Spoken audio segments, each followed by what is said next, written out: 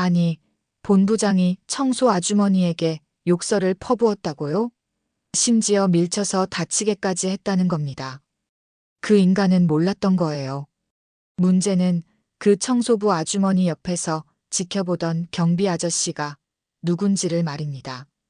매일 갑질과 비리를 일삼던 개만도 못한 이 부장놈을 경비 아저씨는 어떻게 복수했을까요? 그런데 더 충격적인 건 그 볼품없어 보이던 70살 경비 아저씨의 진짜 정체였습니다. 단돈 10만 원만 들고 입사한 그 경비 아저씨. 과연 누구였을까요? 지금 이야기 시작합니다. 시작 전 좋아요와 구독 버튼을 눌러주시면 재밌는 사연을 무료로 만나보실 수 있습니다. 다양한 의견을 댓글로 남겨주세요. 안녕하세요. 제 이름은 최동식입니다. 올해 70살이 된 노인이죠. 지금 이 이야기를 들려드리는 건 제가 겪은 일이 많은 분들에게 희망이 될 수 있다고 생각하기 때문입니다. 몇 년 전까지만 해도 저는 한산식품이라는 중견식품 회사의 공동 창업주였습니다. 40년 넘게 이 회사와 함께 살아왔죠.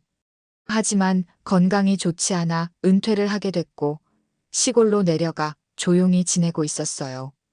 그런데 아내가 세상을 떠나고 나서부터는 정말 세상과 단절된 채 살고 있었습니다. 그러던 어느 날 현재 한산식품 회장인 서정우에게서 연락이 왔어요. 정우는 제가 회사에 있을 때부터 함께 일했던 후배였습니다. 전화 너머로 들려오는 정우의 목소리는 무겁고 걱정이 가득했어요. 형님, 회사가 예전 같지 않습니다. 직원들이 힘들어하는데 저는 정확히 뭐가 문제인지 모르겠어요. 정우의 말을 듣고 보니 회사 내부에서 인사 문제와 복지 삭감, 그리고 권위주의적인 분위기가 심해지고 있다는 얘기였습니다. 저는 오랫동안 고민했어요. 다시 회사로 돌아가야 할까? 하지만 전직 창업주가 나타나면 오히려 문제가 복잡해질 수도 있을 것 같았죠. 그때 문득 아내의 마지막 말이 떠올랐습니다. 병원 침대에 누워있던 아내가 제 손을 꼭 잡고 말했던 것이요. 당신이 만든 회사, 다시 한번 눈으로 보세요. 진짜 모습을 말이에요. 그 말이 계속 맴돌더라고요. 결국 저는 정우에게 제안했습니다.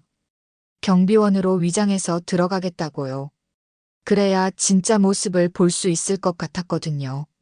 그래서 오늘 저는 작은 손가방 하나만 들고 한산식품 공장 경비실로 출근했습니다. 청바지에 헌 야상 재킷을 입고 완전히 평범한 경비 아저씨의 모습으로 말이죠. 누구도 저를 알아보지 못했어요. 당연하겠지만요. 경비실 책상에 앉아서 유니폼을 받아 입으며 혼자 중얼거렸습니다. 여기서부터가 진짜야. 손에 든 10만 원짜리 지폐 한 장이 전부였어요. 마치 처음 사업을 시작할 때처럼 아무것도 가진 게 없는 상태로 다시 시작하는 기분이었습니다. 하지만 이상하게도 두렵지 않았어요. 오히려 설렜죠. 경비복 단추를 채우면서 거울을 봤습니다. 거기엔 그냥 평범한 70살 경비 아저씨가 서 있더라고요. 하지만 저는 알고 있었어요. 이 옷 안에 40년간 이 회사를 지켜온 사람의 마음이 들어있다는 걸 말이죠. 첫 출근 첫날부터 뭔가 이상한 기운을 느꼈습니다. 직원들의 표정이 예전과 달랐어요. 무거웠고 어딘가 움츠러들어 있는 것 같았습니다. 경비 일을 시작한 지 사흘째 되던 날 밤이었습니다. 야간 순찰을 돌던 중에 본사 사무동 건물 옥상 근처에서 흐느끼는 소리가 들렸어요. 처음엔 바람 소리인 줄 알았는데 가까이 가보니 누군가 울고 있더라고요. 계단을 조심스럽게 올라가 보니 20대 후반으로 보이는 여직원이 옥상 난간에 기대어 앉아 있었습니다. 나중에 알게 된 이름이 이연이었어요. 신입사원이더라고요. 저는 조용히 다가가서 물었습니다. 왜 우는 거야, 아가씨? 연희는 깜짝 놀라며 고개를 들었어요. 눈이 퉁퉁 부어 있었죠. 아, 경비 아저씨. 죄송해요. 그냥, 그냥, 그냥. 열심히 해도 안 되는 것 같아서요. 연희의 목소리에는 깊은 절망이 담겨 있었습니다. 저는 옆에 앉으며 천천히 말했어요. 뭐가 안 되는데? 저 정말 열심히 일했거든요. 밤새워서 자료도 만들고 아이디어도 냈는데 본부장님은 신입 주제에 건방지다고 하시고 동료들은 저를 귀찮아해요. 집에서는 빨리 결혼하라고 재촉하시고 연희는 말하다가 다시 눈물을 흘렸어요. 저는 가슴이 먹먹해졌습니다. 예전에 제가 이 회사를 세울 때는 이런 게 아니었는데 말이죠. 그때부터 제 야간 순찰 코스에 연희가 있는 곳도 포함됐습니다. 다행히 그 후로는 옥상에서 우는 일은 없었지만 가끔 늦게까지 사무실에서 혼자 일하고 있는 모습을 봤어요. 그리고 며칠 후 저에게는 또 다른 인연이 생겼습니다. 이선화라는 청소 아주머니였어요. 55살 정도로 보이는데 밝고 따뜻한 성격이었죠. 어느 날 저녁 경비실 앞에서 이선화와 마주쳤어요. 이선화는 청소 도구를 정리하다가 허리를 부여잡고 있더라고요. 아이고, 허리야. 괜찮으세요? 아, 최경비님. 괜찮아요. 나이 들면 이런 거 어쩔 수 없죠. 이선화는 그렇게 말하면서도 억지로 웃고 있었어요. 저는 이선화에게 경비실에서 잠깐 쉬어가라고 했습니다. 담배 한 대 피워도 될까요? 그럼요. 저도 하나 태울게요.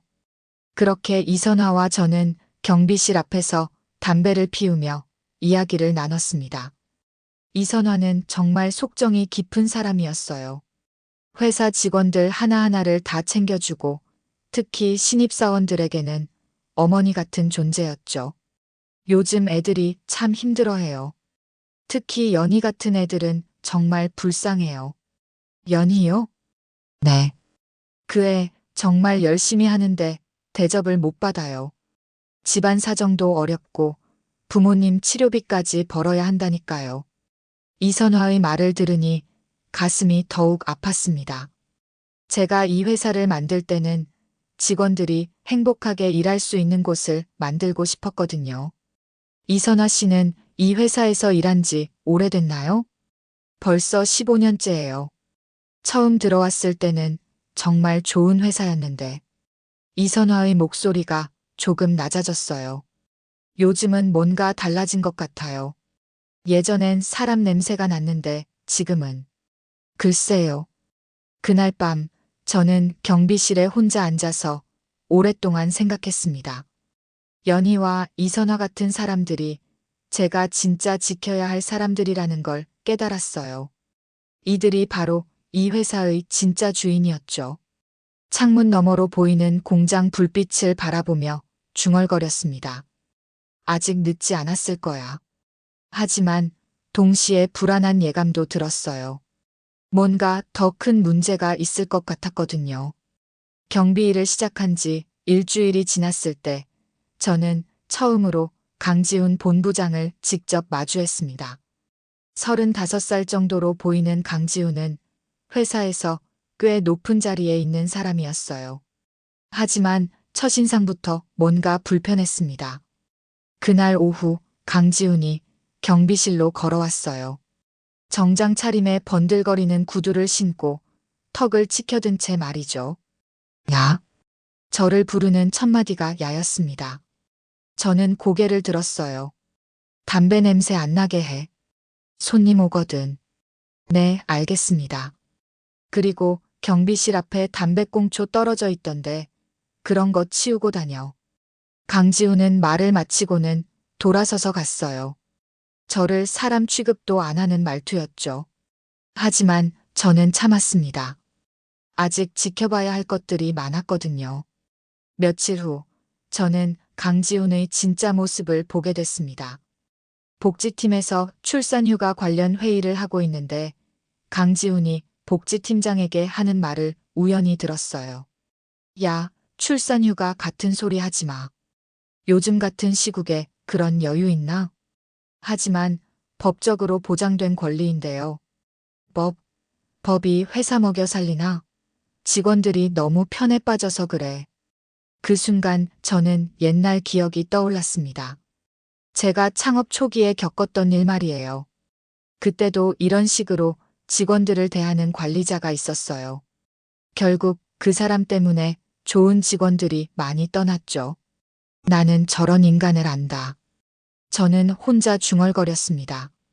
강지훈 같은 사람들은 겉으로는 회사를 위한다고 하지만 실제로는 자신의 권력만 키우려고 하거든요.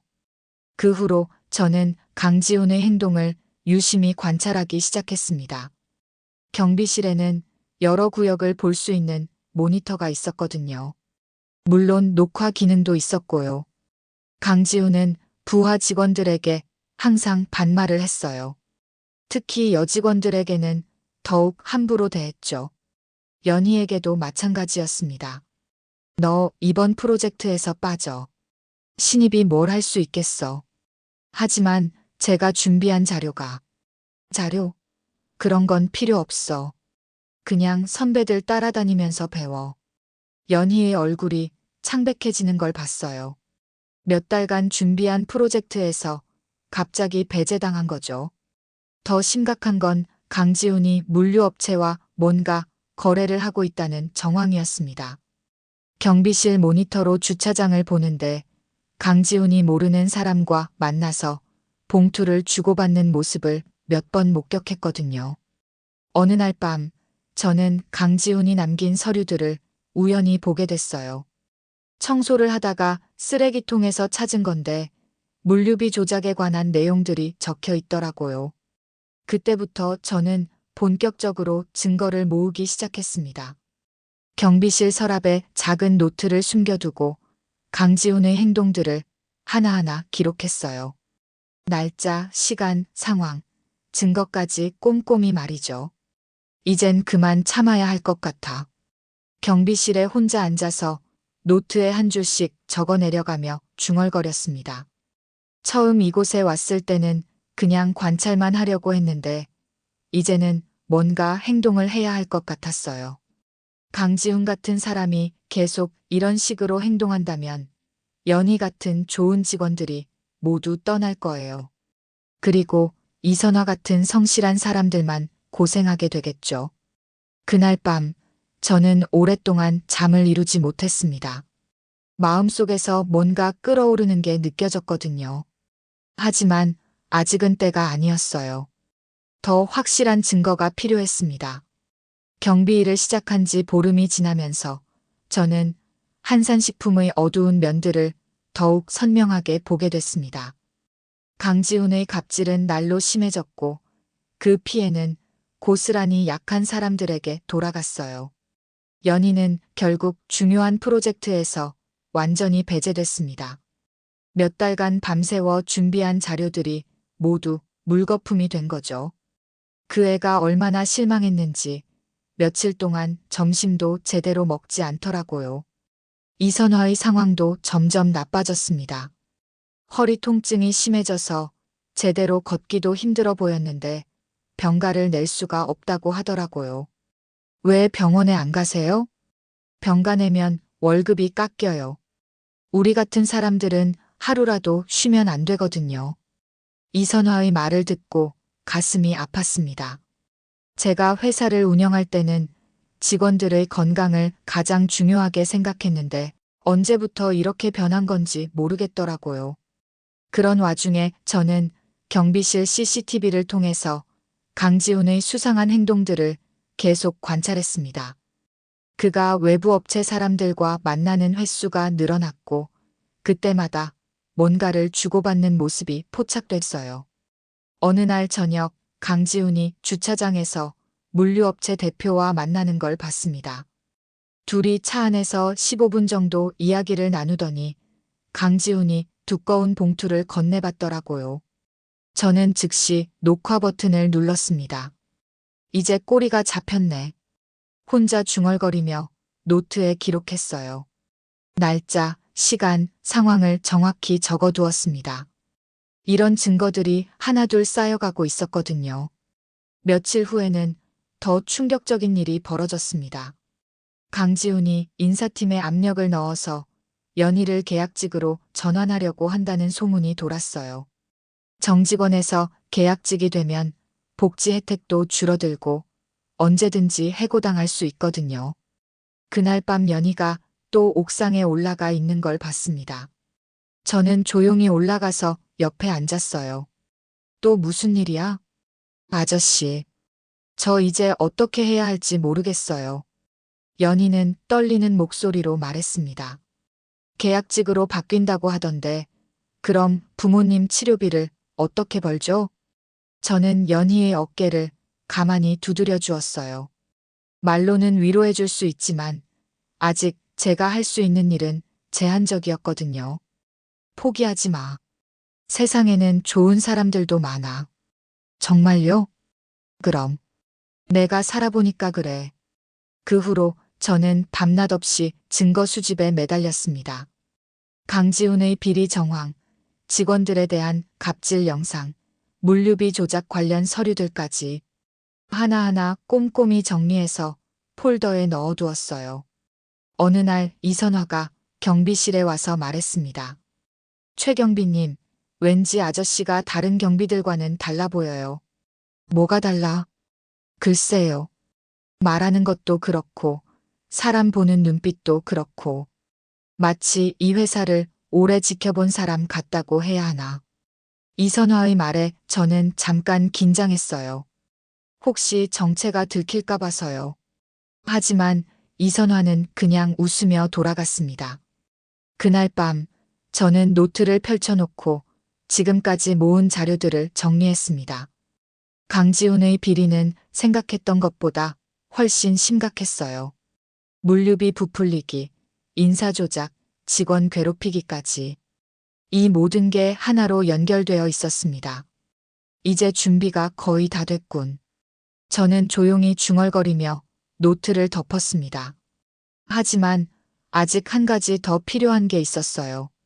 결정적인 순간이 와야 했거든요. 그래야 모든 걸 한 번에 해결할 수 있을 테니까요. 창밖으로 보이는 공장 불빛을 바라보며 생각했습니다. 곧 모든 게 끝날 거라고. 그리고 연희와 이선화 같은 사람들이 다시 웃을 수 있게 될 거라고 말이에요. 한산식품에서 경비 일을 시작한 지 한 달이 되던 날 밤, 드디어 제가 기다렸던 결정적인 순간이 찾아왔습니다. 그날은 강지훈이 주관하는 부서 회식이 있었어요. 저녁 8시쯤부터 시작된 회식은 밤 11시가 넘도록 이어졌습니다. 저는 경비실에서 평상시처럼 야간 근무를 하고 있었죠. 회식이 끝나고 직원들이 하나둘 돌아가는데 이선화가 마지막까지 남아서 정리를 하고 있더라고요. 다른 사람들은 모두 택시를 타고 갔는데 이선화는 버스를 기다리고 있었습니다. 그때 강지훈이 비틀거리며 주차장으로 나왔어요. 술에 완전히 취한 상태였죠. 이선화가 인사를 하려고 다가갔는데 강지훈이 갑자기 화를 내기 시작했습니다. 야, 너 오늘 정리 제대로 안 했지? 아니에요. 다 정리했는데요. 거짓말하지 마. 내가 봤거든. 강지훈의 목소리가 점점 커졌어요. 주차장에 있던 몇몇 사람들이 쳐다봤지만 아무도 나서지 않았습니다. 정말 다 정리했어요. 확인해 보세요. 이선화가 차분하게 말했지만 강지훈은 더욱 흥분했어요. 감히 말대꾸해. 너 같은 청소부 주제에. 그 순간 강지훈이 이선화를 밀쳤습니다. 이선화는 균형을 잃고 뒤로 넘어질 뻔했어요. 다행히 차에 부딪혀서 크게 다치지는 않았지만 충격으로 인해 손목을 다쳤습니다. 저는 더 이상 참을 수가 없었어요. 경비실에서 뛰쳐나가서 이선화 앞으로 갔습니다. 뭐 하는 거예요? 강지훈이 저를 보더니 비웃듯이 말했어요. 내가 뭔데? 경비 주제에 끼어들어. 사람을 밀치면 안 되죠. 사람? 아, 웃기네. 너 같은 늙은 경비가 뭘 안다고. 강지훈은 저에게도 위협적으로 다가왔어요. 저는 주먹을 쥐었지만 맞서지 않고 고개를 숙였습니다. 아직 때가 아니었거든요. 하지만 그 순간 저는 슬쩍 손으로 경비실 CCTV 리모컨의 녹화 버튼을 눌렀어요. 이 모든 상황이 고스란히 녹화되고 있었습니다. 다음부터 조심해. 늙은이. 강지우는 그렇게 말하고는 차를 타고 떠났어요. 저는 떨고 있는 이선화에게 다가갔습니다. 괜찮으세요? 네. 고마워요, 아저씨. 이선화의 눈에 눈물이 고여 있었어요. 손목을 붙잡고 아파하고 있었습니다. 병원에 가셔야겠어요. 아니에요. 괜찮아요. 괜찮지 않아요. 제가 데려다 드릴게요. 저는 이선화를 근처 응급실까지 데려갔습니다. 다행히 큰 부상은 아니었지만 손목에 타박상을 입었더라고요. 치료를 받는 동안 저는 이선화 옆에 앉아 있었어요. 아저씨, 정말 고마워요. 아저씨가 아니었으면. 당연한 일이에요. 그때 이선화가 조용히 말했습니다. 아저씨, 혹시. 네. 아저씨가 그 최동식 회장님 아니에요?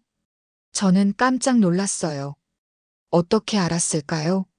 무슨 말씀이세요? 제가 이 회사에 15년 동안 있었거든요. 회장님 사진도 많이 봤고, 특히 말하시는 투나 사람 대하는 방식이. 이선화는 확신에 찬 눈빛으로 저를 바라봤어요. 맞죠? 최동식 회장님. 저는 한참 동안 망설였습니다. 그리고 천천히 고개를 끄덕였어요. 어떻게 알았어요? 당신 같은 분들이 회사를 지켜줬어. 내가 알지. 제가 그렇게 말하자 이선화의 눈에 눈물이 흘렀습니다. 정말 회장님이셨구나. 왜 경비로 오셨어요? 진짜 모습을 보고 싶었어요. 우리 회사가 어떻게 되어가고 있는지. 그날 밤 저는 이선화와 오랫동안 이야기를 나눴습니다. 회사의 현실에 대해, 직원들의 고충에 대해, 그리고 앞으로 어떻게 해야 할지에 대해서 말이에요. 병원에서 돌아온 후 저는 경비실에 혼자 앉아서 오늘 녹화된 영상을 확인했습니다. 강지훈이 이선화를 밀치는 장면이 선명하게 담겨 있었어요. 이제 정말 끝이구나. 저는 노트를 꺼내서 마지막 기록을 남겼습니다.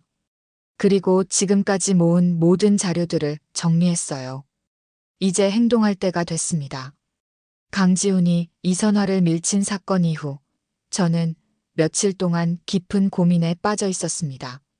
지금까지 모은 증거들로는 충분히 강지훈을 처벌할 수 있었지만 뭔가 마음 한구석이 무거웠어요. 그러던 어느 날 오후 저는 공장 뒤편을 순찰하다가 작은 정자를 발견했습니다. 예전에 직원들 휴식 공간으로 만들어둔 곳이었는데 지금은 거의 사용하지 않는 것 같더라고요. 정자 옆에는 벚나무 한 그루가 서 있었습니다. 그 나무를 보는 순간 갑자기 기억이 떠올랐어요. 20년 전 아내와 함께 심은 나무였거든요. 그때 아내가 했던 말이 생생하게 기억났습니다. 여보, 이 나무가 클 때까지 우리 회사도 사람들에게 그늘이 되는 곳이었으면 좋겠어요. 저는 나무 앞에 앉아서 거친 나무 껍질을 만져봤어요. 20년 동안 이렇게 크게 자랐는데 정작 회사는 사람들에게 그늘이 되기는커녕 고통을 주는 곳이 되어버렸더라고요. 그때 손에 남은 물집이 아팠습니다. 경비 일을 하면서 생긴 물집들이었어요. 처음엔 아팠지만 이제는 이 물집들이 소중하게 느껴졌습니다. 진짜 노동의 흔적이었거든요. 당신 말이 맞았어. 사람 없으면 회사도 없어. 저는 나무를 보며 혼자 중얼거렸어요. 아내가 살아있다면 뭐라고 할까 생각해봤습니다. 아마 이렇게 말했을 거예요. 이제 그만 망설이고 해야 할 일을 하세요. 그날 저녁 이선화가 경비실에 왔습니다. 손목에는 아직 붕대가 감겨 있었어요. 회장님, 괜찮으세요? 요즘 많이 고민하시는 것 같던데. 이선화 씨가 저를 회장님이라고 부르니까 어색하네요. 그럼 뭐라고 불러드릴까요? 그냥 동식이라고 해요. 지금 저는 최동식 경비원이니까. 이선화가 웃으며 말했어요. 알겠어요, 동식 씨. 그리고 조용히 물었습니다. 언제까지 이렇게 계실 거예요? 곧 끝날 거예요. 다음 주가 회사 창립 기념일이잖아요. 설마. 네. 그때 모든 걸 정리할 생각이에요. 이선화의 눈에 걱정이 가득했어요. 위험하지 않을까요? 괜찮아요. 이미 준비는 다 끝났으니까. 그날 밤 저는 경비실에서 마지막 점검을 했습니다. 지금까지 모은 모든 자료들을 USB에 정리했어요. 강지훈의 갑질 영상, 물류비 부정 서류, 직원들을 괴롭히는 증거들까지 모든 게 들어있었습니다. 연희도 찾아왔어요. 요즘 계속 걱정이 많아 보였거든요. 아저씨, 제가 계약직으로 바뀐다는 게 확정됐어요. 그래? 네. 이제 정말 그만둬야 할 것 같아요. 다른 회사를 알아봐야겠어요. 저는 연희의 어깨를 두드려주며 말했습니다. 조금만 더 기다려봐. 곧 좋은 일이 생길 거야. 정말요? 그럼. 내가 장담할게. 연희는 의아한 표정을 지었지만 그냥 웃으며 돌아갔어요. 그날 밤 늦게 저는 다시 벚나무가 있는 정자로 갔습니다. 달빛 아래서 나무를 바라보며 아내에게 마지막 인사를 했어요. 여보, 이제 정말 끝내려고 해요. 우리가 꿈꿨던 회사로 다시 만들어 볼게요. 바람이 나무잎을 흔들었고 마치 아내가 대답하는 것 같았어요. 경비실로 돌아와서 저는 창립 기념일 행사 준비를 시작했습니다. 모든 증거를 정리하고 할 말들을 정리했어요. 이제 정말 마지막이었습니다. 손에 있는 물집을 다시 한번 만져봤어요. 이 물집들과 함께 한 달 동안 정말 많은 걸 배웠습니다. 진짜 일하는 사람들의 마음을, 고통을, 그리고 희망을 말이에요. 내일부터는 진짜 시작이야. 저는 경비복을 벗으며 중얼거렸습니다. 내일이면 모든 게 달라질 거였어요. 한산식품 창립 30주년 기념일이 드디어 찾아왔습니다. 오전 10시부터 시작된 행사에는 전 직원들이 참석했어요. 대강당에는 200여 명의 직원들이 자리를 가득 메웠습니다. 저는 평상시처럼 경비복을 입고 강당 뒤편에서 경비 업무를 보고 있었어요. 아무도 저를 주목하지 않았죠. 그저 행사장을 지키는 늙은 경비원일 뿐이었으니까요. 무대에서는 서정우 회장이 축사를 하고 있었습니다. 정우의 얼굴에는 복잡한 감정이 서려 있더라고요. 아마 제가 오늘 무엇을 할지 알고 있었을 거예요. 한산식품이 30년 동안 성장할 수 있었던 건 모든 직원 여러분들 덕분입니다. 정우의 말에 박수가 터졌어요. 하지만 객석에 앉아있는 직원들의 표정은 그리 밝지 않았습니다. 특히 연희와 이선화는 걱정스러운 얼굴로 저를 바라보고 있었어요. 강지훈은 무대 옆 귀빈석에 앉아서 거만한 표정을 짓고 있었습니다. 마치 자신이 이 회사의 주인인 것처럼 말이에요. 정우의 축사가 끝나고 각 부서별 우수 직원 시상이 시작됐습니다.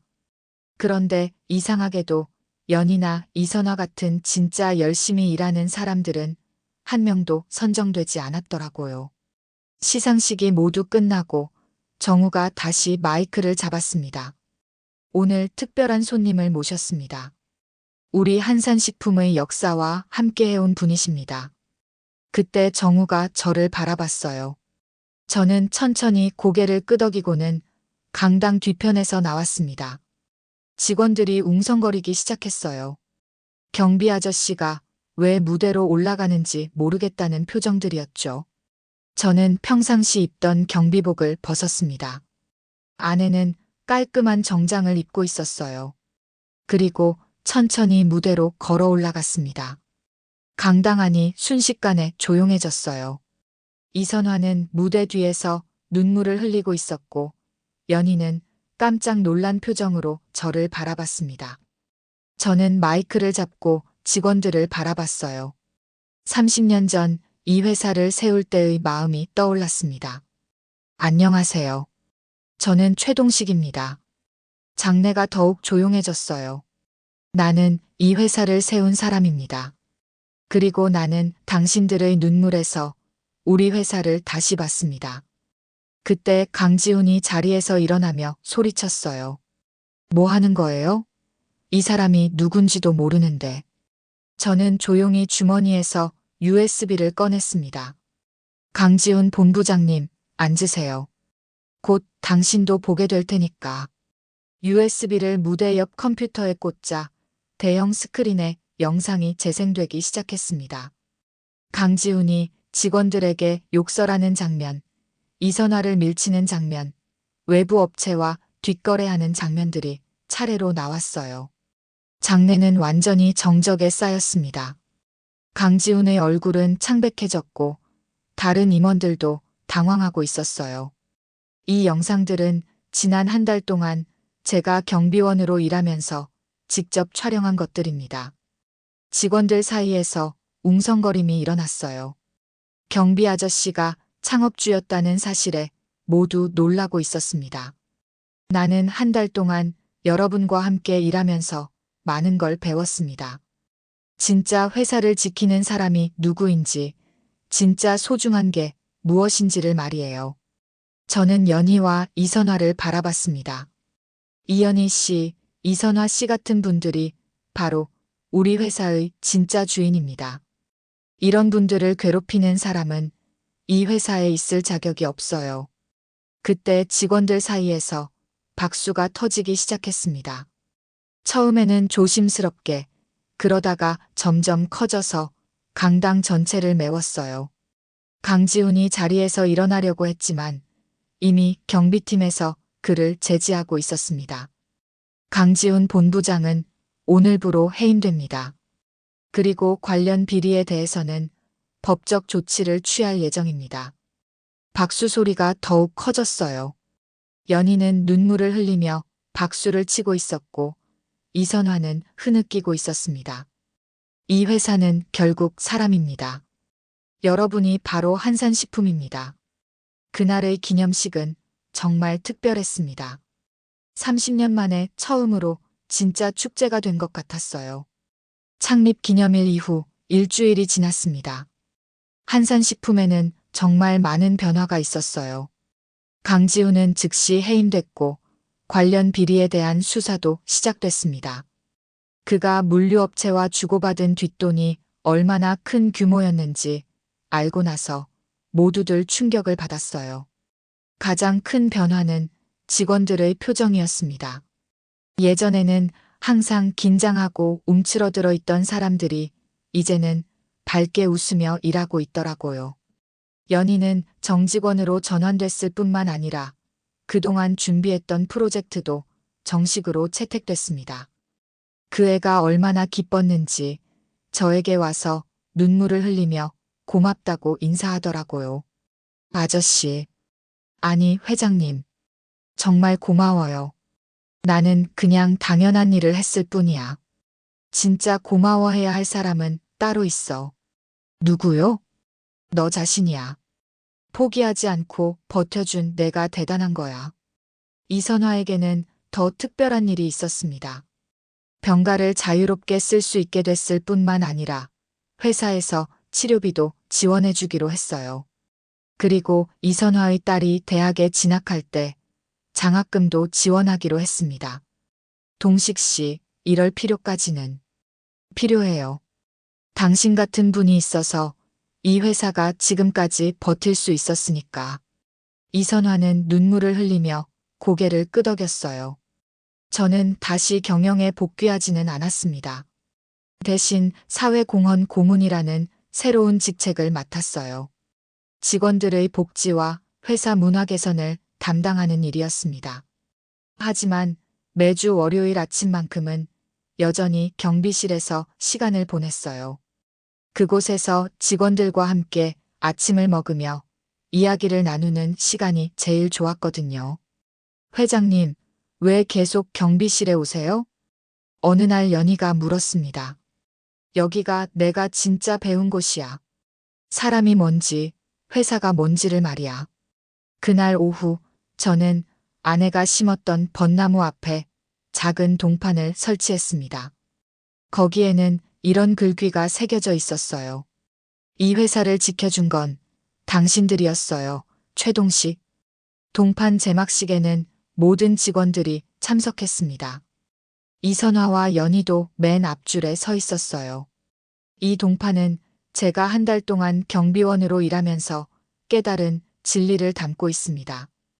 진짜 회사를 지키는 건 높은 자리에 있는 사람이 아니라 매일 성실하게 일하는 여러분이라는 것을요.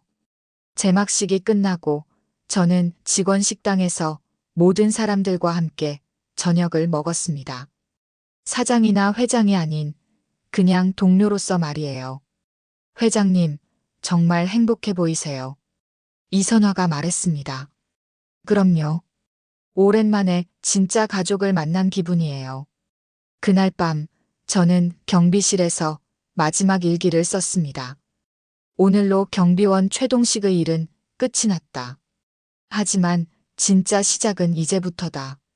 사람을 소중히 여기는 회사, 서로를 가족처럼 생각하는 회사를 만드는 일 말이다. 아내야, 이제 정말 우리가 꿈꿨던 회사가 될 것 같아. 고마워. 마지막까지 길을 보여줘서. 몇 달 후, 한산식품은 일하기 좋은 회사 대상을 받았습니다. 시상식에서 상을 받는 사람은 저가 아니라 이선화였어요. 직원 대표로 상을 받는 모습이 정말 자랑스러웠습니다. 지금도 저는 가끔 경비복을 입고 회사를 돌아다닙니다. 그럴 때마다 직원들이 반갑게 인사를 해주죠. 하지만 가장 기쁜 건 모든 사람들이 밝게 웃으며 일하고 있다는 것입니다. 단돈 10만 원을 들고 경비원이 되었던 그날이 제 인생에서 가장 값진 투자였던 것 같습니다. 진짜 소중한 걸 찾을 수 있었으니까요. 사람입니다. 결국 모든 건 사람이었어요.